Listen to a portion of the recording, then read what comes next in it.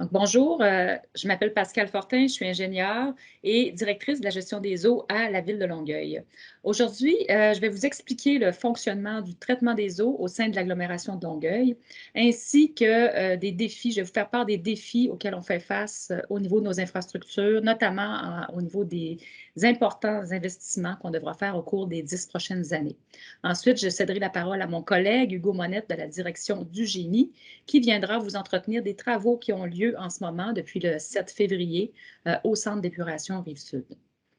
Donc, dans un premier temps, on va vous expliquer un peu le fonctionnement de nos systèmes d'eau potable et d'eau usée, donc ce qu'on appelle le bloc eau 101.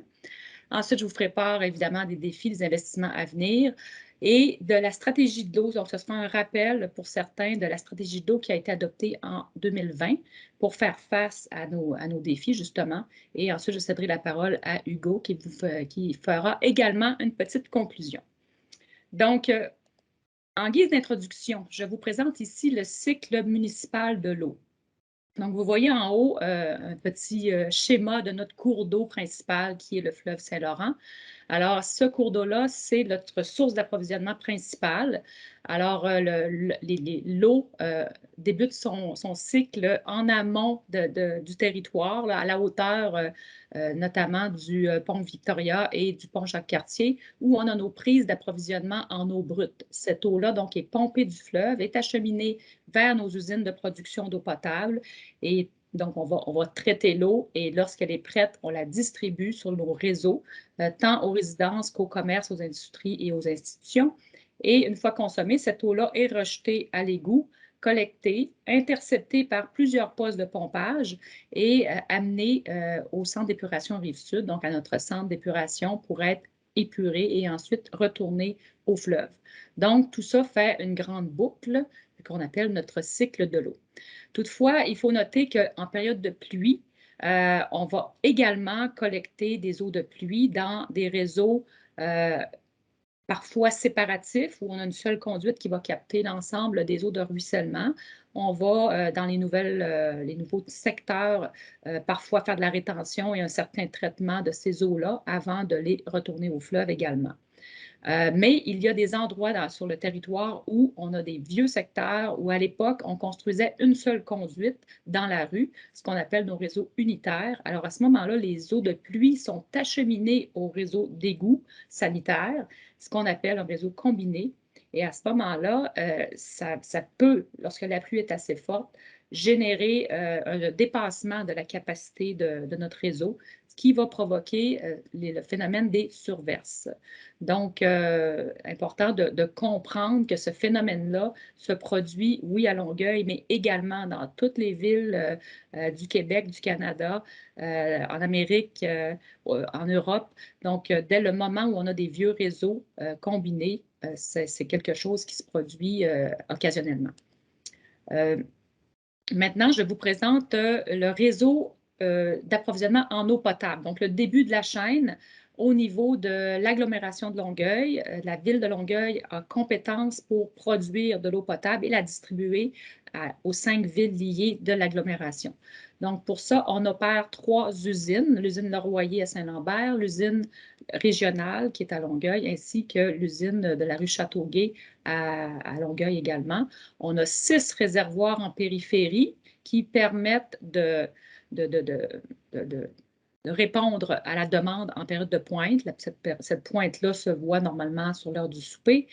Et on a quelques conduites principales qui acheminent l'eau, donc des usines vers les réservoirs et également des conduites entre ces différents réseaux-là qui peuvent servir en cas d'urgence.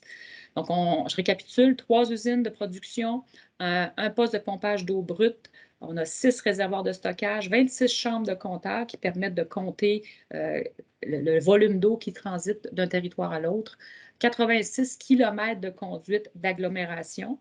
On dessert tout près de 434 000 personnes, 435 000, et la valeur de reconstruction sommaire en 2002 est évaluée à 690 millions.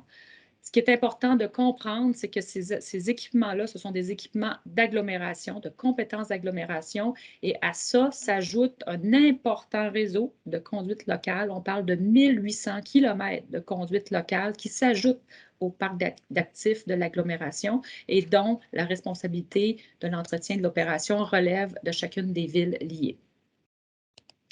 Maintenant, de façon plus pointue, mais très sommaire, on va regarder le traitement qu'on va faire aux usines. Donc, au niveau de l'eau potable, sommairement, il y a quelques étapes là, principales. Donc, comme je le disais, on puise l'eau dans le fleuve.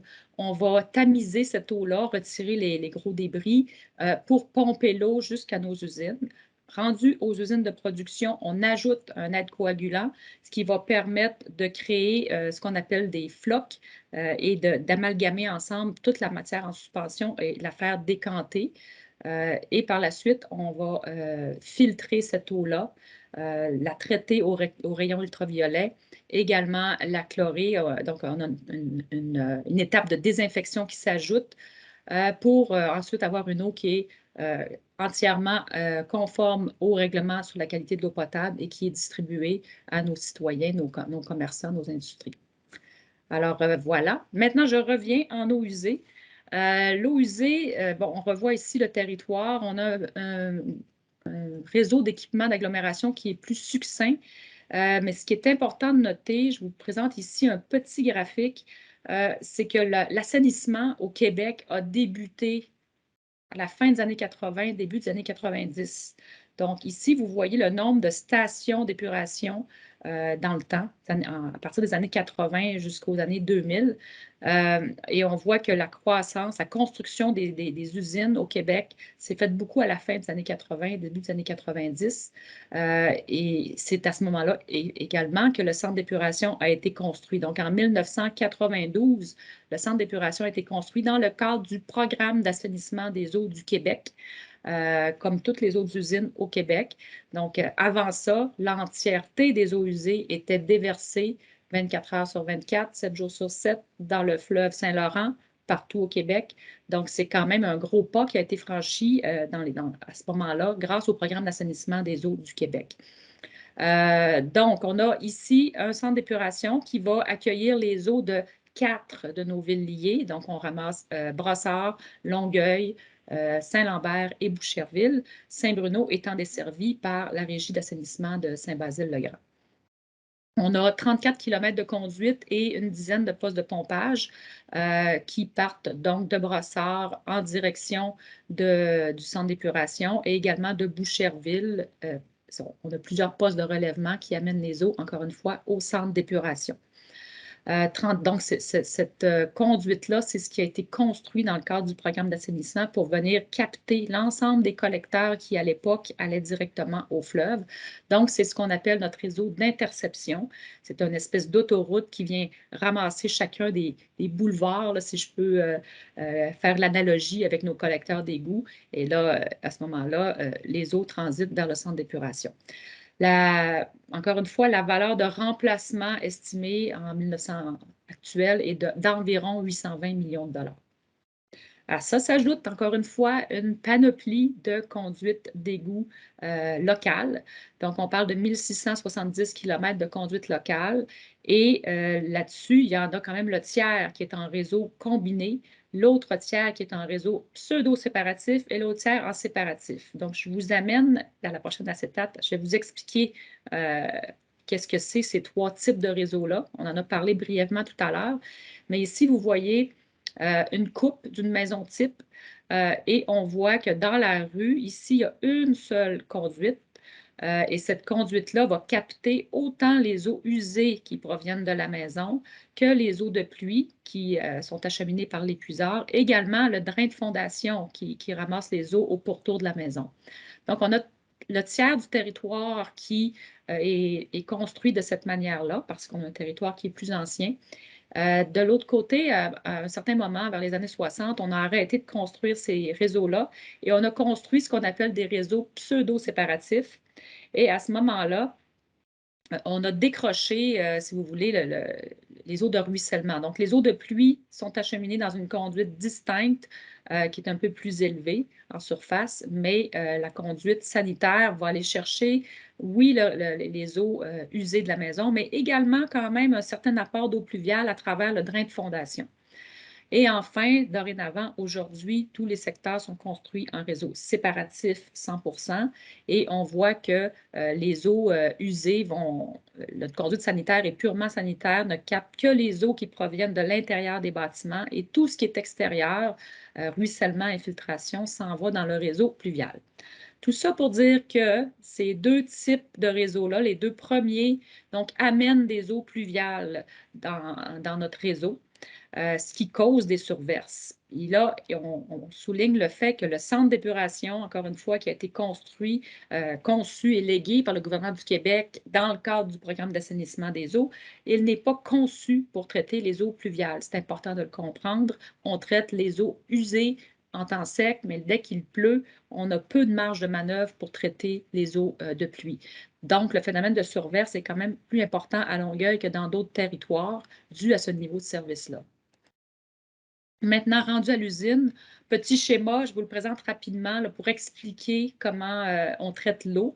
Encore une fois, l'eau arrive au centre d'épuration à travers le chemin des collecteurs, des intercepteurs, des stations de pompage à relais. Et quand on arrive sur l'île Charon, première étape, c'est qu'on va dégriller ces eaux-là pour retirer les gros débris. Et ensuite, on va aller enlever le sable, les huiles, ce qu'on appelle, et c'est ce qu'on appelle notre pré-traitement. Ensuite, on va passer au traitement primaire qui consiste, un peu comme pour l'eau potable, à ajouter une certaine dose de coagulant pour faire décanter nos matières en suspension. Et à ce moment-là, l'eau peut retourner au fleuve. Donc, c'est un traitement primaire. Et le deuxième défi qui nous attend, c'est ensuite de récupérer les matières en suspension qu'on a décantées et de les traiter. Donc, c'est le traitement des boues qui fait qu'on doit les épaissir, déshydrater et en disposer, dans notre cas, soit par incinération ou épandage agricole. Alors voilà, rapidement. Maintenant que vous êtes rendus des experts en traitement des eaux, je vous fais part des défis auxquels on fait face comme majorité de municipalités au Québec. Donc, le secteur de l'eau fait face à plusieurs défis. D'abord, le vieillissement des infrastructures. Nos infrastructures ont été construites dans les années 40, 50, 60. Donc, vous comprendrez que des pompes, des moteurs qui ont 40, 50 ans, c'est pas jeune. Donc, on a vraiment des remplacements importants à faire dans les prochaines années. On fait face également à des nouvelles exigences environnementales. Donc, on devra ajouter dans le futur certaines barrières de traitement supplémentaires pour avoir des rejets plus optimales dans le fleuve. On a un territoire qui se développe, donc ça met une pression sur nos infrastructures. On doit les adapter pour répondre à la demande supplémentaire qui est générée. On a bien sûr les changements climatiques par-dessus ça. Et au quotidien, comme tous les exploitants, on a à gérer des risques opérationnels, que ce soit en santé, sécurité, en procédure d'opération standardisée, bon, la gestion des produits chimiques. Donc, tout ça, ce sont des risques auxquels on doit faire face à chaque jour. Maintenant, je reviens de façon plus pointue pour vous donner le portrait des actifs d'agglomération en termes d'État. Donc, on a évalué en 2018 que la valeur de remplacement, autant si on fait le total aqueduc, donc eau potable et eau usée, le total des actifs d'agglomération, c'était environ 1,1 milliard de dollars de remplacement. Et basé sur l'âge, strictement sur l'âge de nos équipements, de nos conduites, de nos moteurs, de nos bassins, on a fait une évaluation sommaire de leur état. Donc, notre échelle était la suivante. Lorsque l'âge était moins de 20 de la durée de vie théorique, donc c'était une infrastructure qui était assez jeune, elle avait atteint à peine 20 de sa durée de vie attendue, elle était en excellente condition. lorsqu'elle était plutôt à 20 ou 50 lorsqu'elle avait atteint près de 50 de sa durée de vie attendue, c'était en bonne condition, etc., jusqu'à ce que, bon, lorsqu'elle avait atteint sa durée de vie ou même dépassé, on peut juger qu'elle est en mauvaise condition. Donc, basé sur cette prémisse-là, très théorique, on a évalué en 2018 qu'il y avait 6 de notre parc d'actifs qui était en déficit d'entretien, donc qui avait atteint sa durée de vie. Et à ce moment-là, c'était quand même l'équivalent de 66 millions de dollars de déficit d'entretien. Et on voyait qu'il y avait quand même une portion importante qui était dans un état passable. Alors, la réflexion qu'on s'est faite, c'est que si on continuait à investir au même rythme que par le passé, on aurait des problèmes, évidemment. Puis ça, ici, je vous présente la projection de ce qu'on atteindrait en 2035 si on n'accélère pas la cadence, si on n'investit pas plus. Donc, c'est très important d'accélérer parce que si on ne fait rien, la moitié de notre parc d'actifs sera en déficit d'entretien ou en très mauvais état. Voilà. Donc ici, on a le deuxième défi dont je vous parlais, la mise aux normes et l'agrandissement. Donc, en vertu du règlement sur les ouvrages municipaux d'assainissement des eaux usées, la Ville de Longueuil devra ajouter un traitement biologique à son usine située sur l'île Charon, ainsi qu'une désinfection de l'effluent. Ces travaux-là sont attendus d'ici 2031 et la valeur estimée du projet est d'environ 250 millions de dollars. C'est majeur comme investissement. Juste ici, on vous montre une vue à voile d'oiseau, une vue en plan où on voit en vert l'empreinte au sol, l'espace occupé par l'actuel centre d'épuration. Et en rouge, ce serait l'empreinte au sol du futur bâtiment qu'on doit ajouter. C'est un peu comme si la Ville de Longueuil devait faire un programme d'assainissement phase 2, mais sans l'expertise du gouvernement du Québec. Donc, dans ce cas-ci, on se rappelle que l'usine a été cédée par le gouvernement du Québec, construite et cédée à la Ville par la suite, mais là, maintenant, on doit assumer 100 de cette construction-là. Quand je dis 100 c'est la réalisation. Toutefois, on s'attend à avoir des aides financières au niveau du financement de ce méga projet-là. Maintenant, contrôle des débordements liés au développement, très important. Ici, je vous montre une carte qui montre le territoire de l'agglomération, excluant Saint-Bruno parce qu'ils ne sont pas desservis par le centre d'épuration. Et on voit en bleu ici l'ensemble des zones où on a du développement prévu ou du redéveloppement. Et ce développement-là va venir affecter certains points en rouge qui sont nos points de surverse. Donc, on doit compenser ces ajouts de débit-là par des interventions structurantes sur le réseau d'égouts. Et ces interventions-là, bon, sans passer à travers l'ensemble, sachez qu'il y en a quand même une panoplie qui sont prévues. L'ampleur des travaux, c'est 50 millions, mais ça date de 2018, donc probablement que ce sera un peu plus lorsqu'on sera rendu à la réalisation. Mais au cours des 10 prochaines années, on aura ces interventions-là vont se réaliser. Notamment, une des plus grosses actions sera la construction d'un bassin de rétention près du pont Jacques-Cartier, ce qu'on appelle le bassin de la voie maritime du Saint-Laurent de 8000 mètres cubes.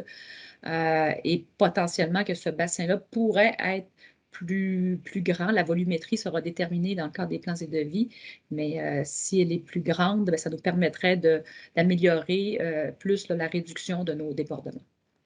Enfin, l'adaptation au changement climatique, j'en parle en deux lignes, mais on s'attend à une certaine baisse du niveau du fleuve en période d'étiage l'été. Donc, ça pourrait impacter notre capacité d'approvisionnement en eau brute.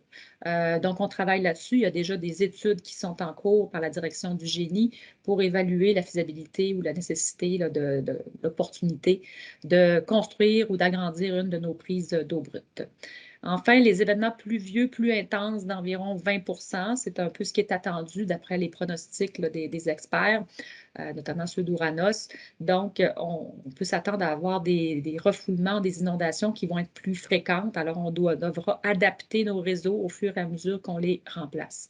Les coûts ne sont pas chiffrés, c'est quand même des coûts importants auxquels on devrait faire face, mais on y fera face par séquence au fur et à mesure qu'on va réhabiliter nos réseaux. Donc, tout ça pour dire que avec tous ces constats-là qu'on a fait depuis 2018-2019, les élus ont été sensibilisés à ça et on a fait adopter en 2020 la stratégie de l'eau. Et qu'est-ce que c'est en quelques mots? Disons que c'est une démarche de planification stratégique qu'on a faite avec l'ensemble des villes liées du territoire, avec l'ensemble des parties prenantes, avec tous les niveaux hiérarchiques. Donc, vraiment, la base a été mise à profit, les employés de terrain, les professionnels, les techniciens, les gestionnaires. Et on a réuni ces gens-là pour faire différents ateliers pour identifier nos risques et nos actions. On a élaboré 5 orientations et un plan ambitieux de 89 actions qui vont se dérouler sur 10 ans, qui seront réalisées par plusieurs acteurs, plusieurs directions, avec un cadre financier de 450 millions. Donc, cette stratégie-là a été adoptée à l'unanimité par le conseil d'agglomération. Toutefois, les coûts, pas 4 ans plus tard, mais même 2 ans plus tard, on a des plans et devis un peu plus complets, puis on voit qu'il y a eu beaucoup d'inflation aussi au niveau de la construction, au niveau des projets de construction. L'IPC Construction région métropolitaine a augmenté de 24 dans les 2 dernières années, 2-3 dernières années, 2018 à 2022. Donc, 4 ans, mais quand même, c'est important. Alors, c'est un peu ce qui explique l'écart entre le 450 et le 600 millions de dollars. Maintenant, je vais céder la parole à… Donc, vous voyez quand même qu'on a plusieurs défis et plusieurs investissements à faire, mais tout ça va se faire dans les 10 prochaines années et ça aura donc le bénéfice de fiabiliser davantage notre réseau et d'améliorer notre performance environnementale. Maintenant, je cède la parole à Hugo qui va vous parler, Hugo Monette, qui va vous parler des travaux en cours au centre d'épuration. Merci. Merci beaucoup, Pascal. Donc, je suis Hugo Monette, ingénieur et chef de la division ingénierie industrielle à la ville de Longueuil. Depuis maintenant le 7 février, nous procédons au remplacement d'un équipement très important de notre chaîne de traitement des eaux usées au centre d'épuration sur l'île Char. Donc, tel que mentionné ici, on voit le centre d'épuration qui est situé aux abords du tunnel Louis-Hippolyte Lafontaine. Ce qui est important ici de retenir, c'est que le centre d'épuration a été conçu uniquement pour recevoir un débit en temps sec. Ce qui veut dire que lorsqu'on est en période de pluie ou de fonte, il y a des débordements pour ne pas surcharger les équipements de procédés. Lorsqu'il y a des débordements, les eaux qui sont évacuées vont être évacuées dans le même émissaire que les eaux qui sont évacuées normalement lors de notre traitement. Un émissaire, c'est un tunnel subaquatique de 2,75 mètres de diamètre qui permet d'évacuer les eaux du centre d'épuration. D'ailleurs, on le voit ici, son point en point bleu. Par la suite, lorsque les eaux ont passé au travers du traitement du centre d'épuration, celles-ci sont évacuées et prennent le canal du fleuve Saint-Laurent pour être diluées.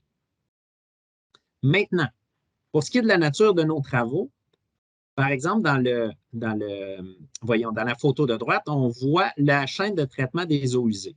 Nos eaux usées proviennent du réseau d'interception via nos stations de pompage, puis arrivent et transitent via 3 dégrilleurs, le dégrilleur A, B et C. Par la suite, les eaux vont au dessableur, au décanteur et vont à l'émissaire. Toutefois, dans le cadre de nos travaux, nous devons remplacer en séquence chacun des dégrilleurs. Nous allons commencer par le dégrilleur A. Ensuite, nous allons faire les travaux sur le dégrilleur B et par la suite sur le dégrilleur C. Lorsque nous allons fermer un des dégrilleurs, il faut comprendre que nous allons avoir uniquement le 2/3 de la capacité du centre d'épuration, compte tenu que les 2 autres dégrilleurs vont fonctionner.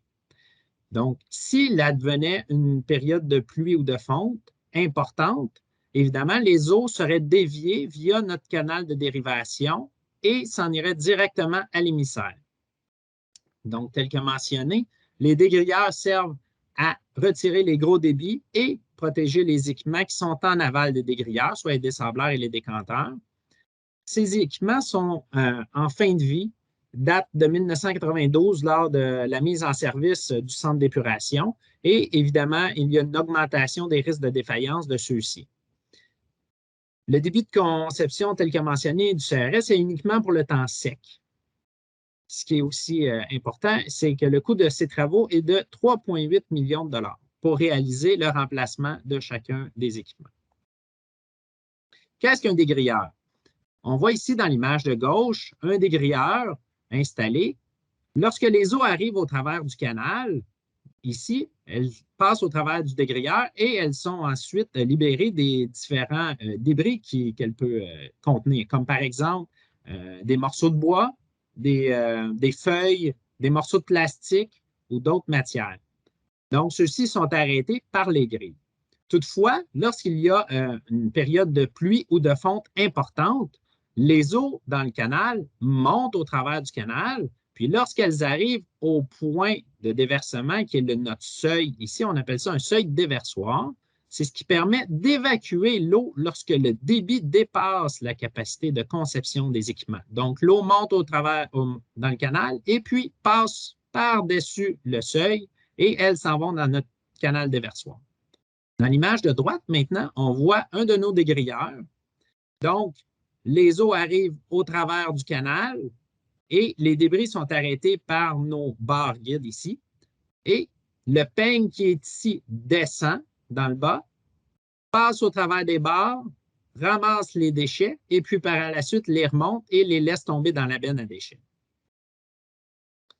Maintenant, nous voyons nos dégrilleurs au centre d'épuration Rive-Sud. Dans l'image de gauche, on voit les 3 dégrilleurs qui seront remplacés en séquence.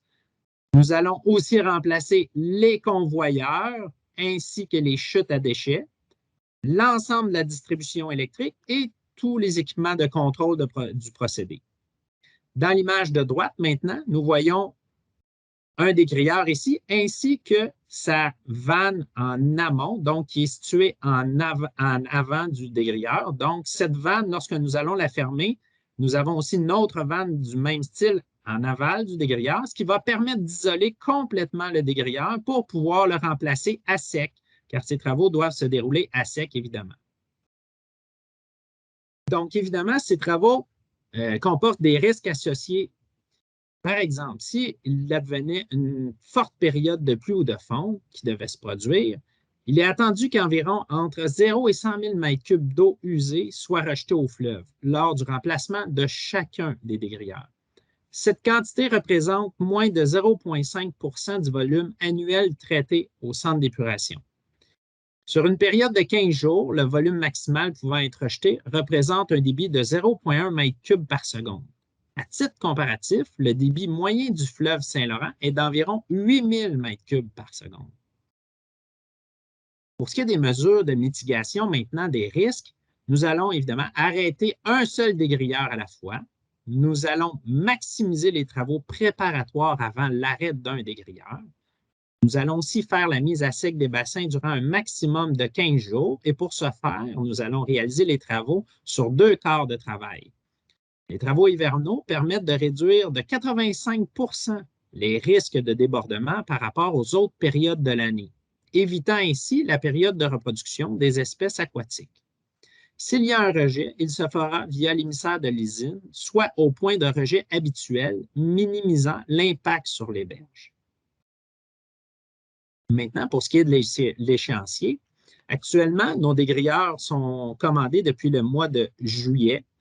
Nous avons d'ailleurs obtenu aussi l'autorisation du ministère le 15 décembre 2021.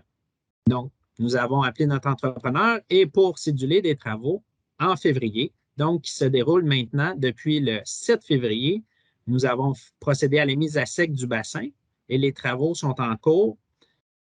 Ensuite, lorsque les travaux seront terminés, nous ne pourrons effectuer aucun travaux entre le mois de mars et le mois d'octobre, compte tenu que les débordements sont non autorisés par le ministère de l'Environnement.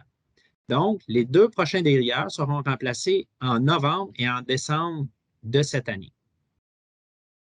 En conclusion, je vous rappelle qu'il s'agit de travaux planifiés qui comportent néanmoins un risque de surverse d'eau non traitée au fleuve. Bien que les mesures prises par la Ville permettent de réduire ces risques, nous invitons la population de Boucherville, Brossard, Longueuil et Saint-Lambert à contribuer au succès de l'opération en réduisant leur utilisation de l'eau, et ce jusqu'au 21 février prochain. Pour plus d'informations, nous vous invitons à consulter le site web de la Ville à longueuil.québec ou à nous suivre sur nos réseaux sociaux. Je vous remercie de votre attention.